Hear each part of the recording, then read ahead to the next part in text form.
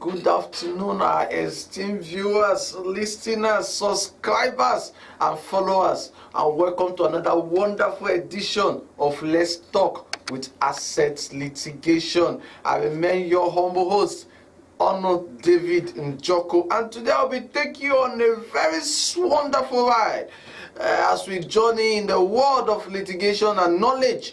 And just as you know, as usual, we bring the issues that are the front burner and which are very, very important to Nigerians at the moment. And today will be no different as we'll be discussing the role of election petition tribunal in post-election matters. On Saturday, 25th of February 2023, Nigerians sweat out in mass in their numbers like never before to cast their ballots and elect their new president and members of the National Assembly. Congratulations to all those who went out to vote, and congratulations to the winners as announced by INEC. Whether your candidate won or not, it's not actually the cause of the matter. The most important thing is that you exercise your civic responsibility, and kudos to you for doing that. You have just enlisted yourself as one of the patriots of Nigeria, and I welcome you to the club of patriots of Nigeria. Today, as we discuss this very topic, as usual, we'll be discussing this side by side with a story. And today we have in our story Mr. Okonta. Mr. Okonta happens to be a Nigerian returnee. That means he has lived most of his life in the United States of America and decided to return home to be part of those that will be elected. That means he came back home and he joined a political party and was elected as their candidate. Now he's wondering, he wants to know what are the criteria that he must meet for INEC to declare him the winner of the governorship election in his state, and then what he should do, or what are the provisions the law provides for if he loses and he wants to contest that election. And with this story, we are going to be discussing the entirety of our today's topic. Now, what is Election Petition Tribunal? It is a special court created by the Constitution, wherein it has one sole mandate. That sole mandate is to ensure the credibility of the election and the validity, rather, of the election. And it has 180 days to do so after the declaration of the result. What this means is that the Election Petition Tribunal, number one, is not a regular court. It is form of a ad hoc court. It's only constituted after, immediately before the election, and 180 days after the election result has been declared, it dissolves. Now, recall on the 8th of November 2022, the Chief Justice of Nigeria, the Honorable Justice Ariola Kayode, inaugurated over 348 justices to man the Election Petition Tribunal in Nigeria. Now, these 248 justices are to man the Presidential Election Petition Tribunal, which will be the Court of Appeal, the Governorship Election Tribunal of different states, which will constitute the 28 states that governorship election will be held, and also the National and State Houses of Assembly Election Petition Tribunal. Now, once INEC, which is the umpire, saddled with the constitutional responsibility of announcing the result of an election, once INEC has done so, 180 days begins to count. Now, the candidate is expected within 21 days after INEC has declared a result of an election to file a petition challenging that result, the outcome of that election as declared by INEC. Now, once he files that petition, 180 days after he has filed that petition, the Election Petition Tribunal must deliver its judgment. I hope you have learned this. This is very clear. Once INEC will declare the result, 21 days after that declaration, the candidate must ensure that he files his petition if he chooses to challenge the election, the result as declared by INEC. And 180 days from the date the candidate filed that petition, the Election Petition Tribunal must ensure that it delivers its judgment or the validity or otherwise of the results declared by INEC. Now, in exercising its power, the Election Petition Tribunal can give various judgments. Number one, it can give judgment authenticating the results as declared by INEC. That is to say that the person declared by INEC and who is the incumbent on that very seat at that very point in time remains the person to continue in that very office. The Election Petition Tribunal can also nullify that election. By nullification of the election, it simply means that the Election Petition Tribunal might say that that election was not held in accordance with the Electoral Act, or that the person that was declared winner was not the valid person to be declared winner, and so it may ask for a fresh election to be held or may declare someone else, who most especially is the petitioner, as the winner of the election. Now, for a candidate to bring a petition before the Election Petition Tribunal, the law provides that there must be three things that must be met, three grounds upon which he can bring such petition. Number one, he may bring that petition on the grounds that the person that INEC declared as the winner did not qualify to contest that election as at the time the election was held. Number two, he may come under the ground that the person that was elected, that was declared as winner of the election, that he did not score the majority of the lawful votes cast in that election. And then thirdly, he may come under the ground that the election was not conducted in accordance with the Electoral Act as stipulated under the laws. Now, these three grounds forms the basis for which a petitioner can approach the Election Petition Tribunal to challenge the election or the validity of a result as declared by INEC. Now, what are the criteria for which a candidate must meet before he can be declared as a winner of an election? As a member of the National Assembly or a state house of assembly, for you to be declared a winner, the Constitution provides for just one criteria, and that criteria is that you must score the majority of votes cast. That means you must score the highest number of votes cast in that election. Let's say there were 5 candidates vying for that very legislative seat.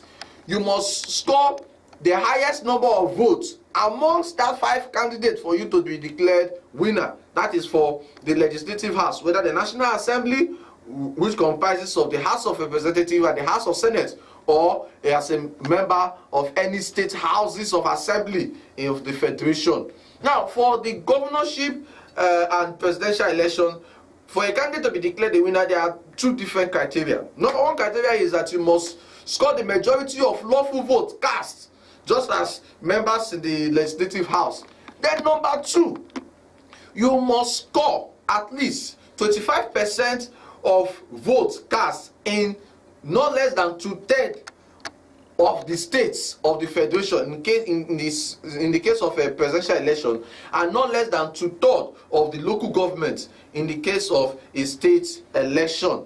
Now, what this means is that for a state like let's say Ondo State that has 18 local governments, for you to be declared the winner of the gubernatorial election, you must not just score the highest number of votes, lawful votes cast. You must also score at least 25% of the lawful votes cast in not less than 2/3 of the number of local governments in that state. Now, Ondo State has 18 local governments. That means you must score 25% in at least 12 local governments, because 12 local governments makes up to 2/3 of 18. How do we arrive at this very equation of 18? Now, if it is 18 of 12 rather, if it is 18 local governments, you divide 18 local governments by 3, and that is going to give you 6. Now, you multiply that 6 by 2, that is going to give you 12. That is how we arrived at 12 local governments on those states for you to be declared as the winner of that governorship election. You may not ask the question, what if it is it's a state that has even number, let's say 23 or thereabouts? If it is a state that has 23 local governments, now the position of the law is that if that number is not divisible by 3 to get to third majority, that you must at least score substantial number equivalent to 2/3 for you to be declared the winner. By this we mean that since it's 23, 2/3 of 23 should be giving us about 14.6%. But because we cannot divide a local government to get 0.6. Once you score 25% in at least 14 local governments in a state that has 23 local governments, you will be declared the winner of that gubernatorial election insofar as you scored the majority of lawful votes cast. For the presidency, if Nigeria has 36 local governments, 36 states of the federation, sorry, and then the FCT, if you're able to score 25% in 2/3 of the local governments, which is 24 local government, 24 states rather, if you're able to score 25% of 2/3 of 36 states, which is 24 states, okay, with or without the federal capital territory, you will be declared the winner of the presidential election insofar as you scored the majority of the votes cast. Now this is a debate before the presidential election petition tribunal. It's a cause for litigation, and so the court is now left to interpret whether you must score 25% in Abuja, the federal capital territory, before you can be declared a winner. And we'll leave the court to decide that. Now, what is the role of the Independent National Electoral Commission in the Election Petition Tribunal? Now, their role is the role of an interested party. Remember, the Independent National Electoral Commission were the ones who conducted the election. They were the ones who declared the winner. They were the ones who gave certificate of returns to those winners.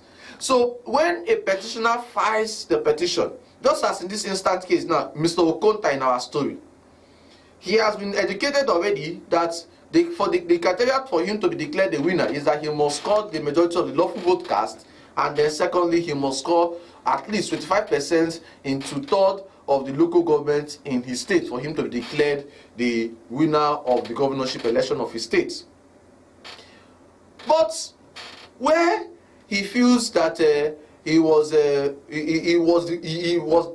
scored the highest number of votes and should have been declared the winner, and then he was not declared the winner, he can approach the court on the 3 grounds we have already raised. Either on the grounds that the person that was declared as winner was not qualified to contest the election as at the time the election was conducted, or that the election was not conducted in accordance with the Electoral Act, or that the person that was declared the winner did not score the majority of votes cast in that election. Now, if he has either of these grounds for which to petition, he doesn't just petition the person that was declared the winner and his political party. He equally petitions INEC, who declared that person the winner of the election and issued certificate of return to him. Reason being that whatsoever order that the court will give, the court in this instance is the Election Petition Tribunal, whatsoever order the Election Petition Tribunal will give, INEC will be affected by that order directly. Because the court, if it gives the order that nullifying the election, it will give a consequential order directing INEC to withdraw the certificate of return issued to the person that whose election victory has been nullified. So if it nullifies the election and there is no INEC as a party in the suit for which orders can be given, the question is, whom would the court give the order to? The court cannot order parties, persons who are not parties to a suit. And that is why Mr. Okonta, if he wishes to challenge the outcome of the election, must ensure that INEC is fully involved. Now, as we said, on Saturday, 25th of February, many of Nigerians went out to cast their ballots. Now, they did it with so much enthusiasm, with so much flair, with so much happiness in their heart, believing that their candidate will win. But unfortunately, some, their candidate won, and others, their candidate did not win. Now, you have the right to vote. The question is, after the result has been announced, do you have the right as an electorate to challenge the outcome of that election? You may be wondering, if I have the right to vote, then I should have the right to challenge the results that emanated from my vote. The law provides that where your right as an electorate stops is the right to vote. But the right to challenge the outcome of that election only lies with two persons: the candidate who contested that election and his political party. So if you're not a candidate and you're not a political party, definitely as humans you cannot be the political party. If you're not a candidate of the political party, then you cannot challenge the outcome of an election before the election petition tribunal. I hope with this we will be able to enlighten you about the role